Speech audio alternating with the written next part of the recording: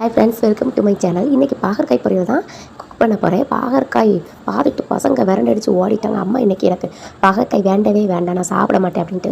பரவாயில்ல, நீங்கள் ஓடினாலும் லஞ்சுக்கு இன்றைக்கி இதுதான், ஸோ கண்டிப்பாக நீங்கள் சாப்பிட்டே ஆகணும் அப்படின்ட்டு அவங்கள அனுப்பி வச்சுட்டு 4 பீஸாக கட் பண்ணிவிட்டு சின்ன வெங்காயத்தையும் கட் பண்ணிக்கிறது. சின்ன வெங்காயம் பொரியலா பாவைக்காய் பொரியலா அப்படின்ட்டு தெரியாத அளவுக்கு கன்ஃபியூஷனாக இருக்கட்டும் அப்படின்ட்டு இன்றைக்கி பாகற்காயை அந்த மாதிரி கட் பண்ணிவிட்டேன். ஸோ பாகற்காய் கொஞ்சம் போட்டு அதுக்கு ஈக்குவலாக இல்லை, அதுக்கு அதிகமாக நம்ம சின்ன வெங்காயம் வந்து சேர்த்து நம்ம நல்லா ரெடி பண்ணி கொடுக்க போகிறோம்.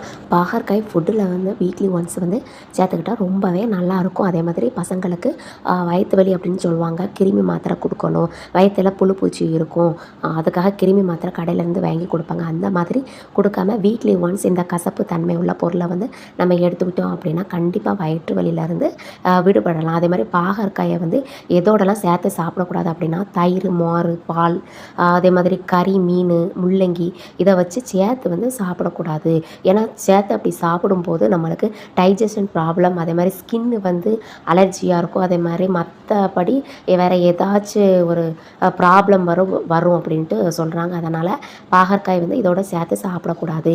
எதனால் சாப்பிடக்கூடாது அப்படின்னா தயிர், மோர், பாலில் வந்து லாக்டிக் அமிலம் வந்து இருக்குது. அதனால் அது வந்து ஸ்கின் அலர்ஜி வந்து வரும் அப்படின்ட்டு சொல்லியிருக்காங்க. பாகற்காய் சாப்பிட்றதுனால வயத்தில் கெட்ட கிருமி மட்டும் அழியிறது மட்டும் இல்லாமல் சுகர் பேஷண்ட்டுக்கும் இது வந்து ரத்த சர்க்கரை அளவை வந்து சீராக்கும் அப்படின்ட்டு சொல்லியிருக்காங்க. அதே மாதிரி டைஜஷனுக்கும் ரொம்பவே ஹெல்ப்ஃபுல்லாக இருக்கும், நோய் எதிர்ப்பு சக்தியும் அதிகரிக்கும் அப்படின்ட்டு சொல்கிறாங்க. அது மாதிரி ஸ்கின் ப்ராப்ளம், ஹார்ட் ப்ராப்ளம், வெயிட்டை வந்து லாஸ் பண்ணுறவங்களுக்கு இதெல்லாம் அதிகமான நன்மையை வந்து கொடுக்குது.